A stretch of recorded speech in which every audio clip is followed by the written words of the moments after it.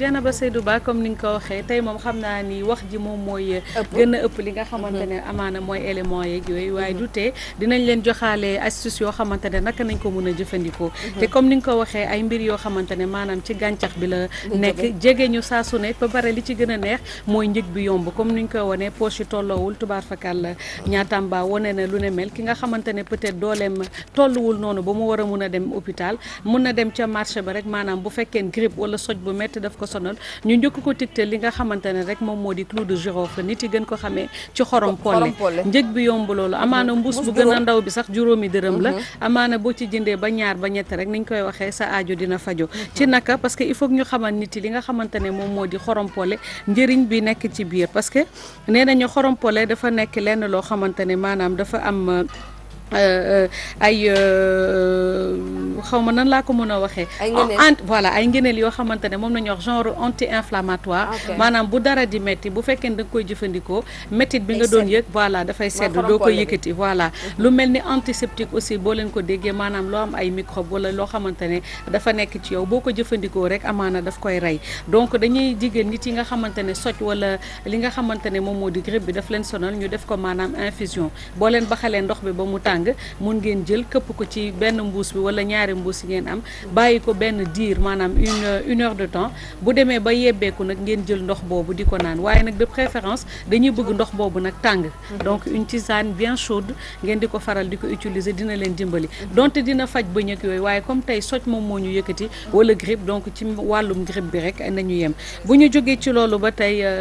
Dieynaba Seydou Ba mun nañu waxtaanee ngeer ku xam ngeer xam ni ngeer lekk na leen loo xamante ne bare na mbuus bi voilà lan mooy ngeer donc bu baree ba bare tamit rek di leen di fàttali xam naa njëg bi amaana 100 francs mbuusu 100 francs mun nga ci faju waa kër ga yëpp faju ci donc bu dee boobu aussi dañ leen di conseiller toujours ngeen di ko baxal def ko en infusion mais toujours di fàttali nag boo koy utiliser da nga koy utiliser ci nu mu tàngee ñu utiliser waat leneen loo xamante ne nag amaana kër yëpp am na fa moo di karité moom di diggal nit yi ñu di ko dàmpoo di ko diw bu baax ci li nga xamante ne moom moo di seen yaram seen dënn surtout matin et soir c'est important surtout xale yi tamit ndeysaan dañuy kii mais dañuy bëgg di dem jëli sirop yi ak jamono ni nu tàngee nii c'est-à-dire que nu mu tàngee météo bi fan yi moom nu mu ñu poñee rek ne duñu bàyyi dëgg la waaw est-ce que c'est dina neex ngay jël karité di ko diw donc l'idéal mooy le soir Dieynaba c'est très important guddi gi bu jotee maanaam bu fekkee ne xale la wala yow mi di mag sax mun nga jël karité diw ko bu baax ci sa dënn parce que ci sa dënn ak wala ci sa yaram parce que lan lay wundu daf lay wundu loo xamante ne daf lay faj xam nga xëy tàngoor di la rey waaye mu ànd ak wér gu yaram neexul donc man tàngoor rey ma te ma wér man moo ma gënal donc am na ñeneen ñoo xamante ne comme tu as dit ils ne peuvent pas supporter ça en période de chaleur mun nga jël benn kuddu karité boo xamante ne day ndaw une cuillère à café rajouter ça ci sa tisane maanaam ngeer bi nga baxal xam nga tàng na nga jël loolu dugal ko ci donc non seulement dafay karité moom antiseptique la ba pare dafay désengorger maanaam lépp loo xamante ne moo doon impureté yi nekkoon ci sa maanaam tuyau yeeg yooyu yëpp daf koy dindi ce qui fait que après di nga mën a génnee ko par la bouche wala par le nez mais dina permettre léegi nga am fluidité ci sa côté respiratoire ci nu mu gënee bu ñu jógee ci loolu aussi dinañ conseiller agrumes comme ni ko Alfi di waxee maanaam fruits yi nga xamante ne nag dafa amee vitamine C lu mel ni limon loolu la yow tamit grade boobu la am sama waa ji lekkatul cuisinière tey moom da nga ma dóor rek damay nangu rek donc comme par exemple vitamine C elle nous le dit tout le temps di ko utiliser lu mel ni ay jus d'orange le matin di ko naan jënd sa benn orange même orange bi nga xamante ne fii la jóge bu Sénégal bi nar ci sa ay bouteille xëy suba teel naan ci baax na mun nga utiliser orange u Maroc bi ba tey naraale aussi li nga xamante ne moom moo di limon toujours même nag li ci gën a neex man bi pas damay conseiller tout le temps mu nekk à chaud maanaam sa ndox bu tàng nga nar ko ci et puis naan ko consommer ko à volonté dina la dimbali parce que comme voilà mooy citron bi pamplemousse comme ni mu ko waxee mooy maanaam xeetu agrumes yi daal orange citron pamplemousse yooyu yëpp dina baax wala ñi nga xamante ne sax dañuy lekk ay mbaxal yu tooy yi baax na ci nga di ko ci nar ba tey rek di ko lekk xam naa ngéyeen yeeg sekkeen yi dinañ ree waaw lu mel ni miel aussi dañ koy conseiller donc képp koo xamante ne da nga bëgg suukar te nga grippé on te conseille d'éliminer un peu le sucre et de prendre à la place le miel donc boo defee sa tisane au lieu nga ci def suukar mun nga jël sa benn kuddu lem nga def ko ci biir dina la dimbali parce que ku xam lem maanaam moom dafa ni ñu koy waxee waxee dafay faj d'habitude c'est curatif ba pare li ci gën a neex mooy c'est cicatrisant lépp loo xamante ne ay plaie wala yi nga xamante ne moom moo am ci biir te ce n'est pas visible à l'œil nu médecin yeeg wala appareil yee koy gis moom daf koy faj ci nu mu gënee te yomb na di bàyyi lenn nag loo xamante ne man naka jekk ñemeew ma ko waaye sunu papa yi bëgg nañ ko oustaz mooy jinjeer gingembre baax na da ngay gis sax léeg-léeg dañ lay am na ay sachet yoo xamante dañuy xolli sax di ko jaay nit yi mun nañ ko utiliser surtout en période boo xamante ne da nga soj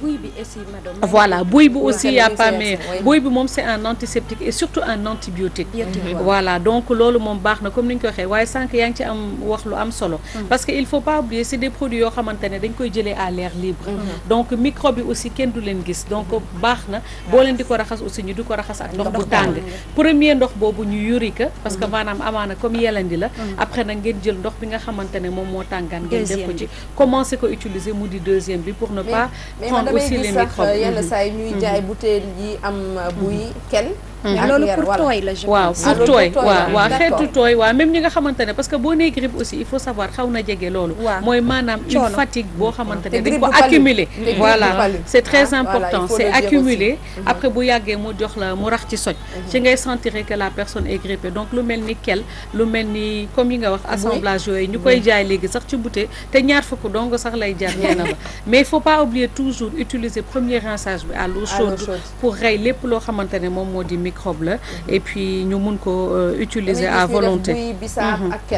waaw buy bisaab ak kel comme ni nga ko waxee donc daal et puis favoriser aussi les plats yi nga xamante ne mooy suñu yëf yi rek suñu ay puuj paaj suñu ay mbaxal ak yooyu ngurbaan ak xeet yooyu dina mën a dimbali nit parce que gis nañu vraiment en ce moment les gens sont fatigués grippe bi bare na soj bi bare na pour conseiller ko daal ñi nga xamante ne ñoom ñoo di Macky waaw oustaz moom tey moom xam naa ne ci ko jëfandikoo man daal sampar nañ perfusé nañ ma perfusion waaw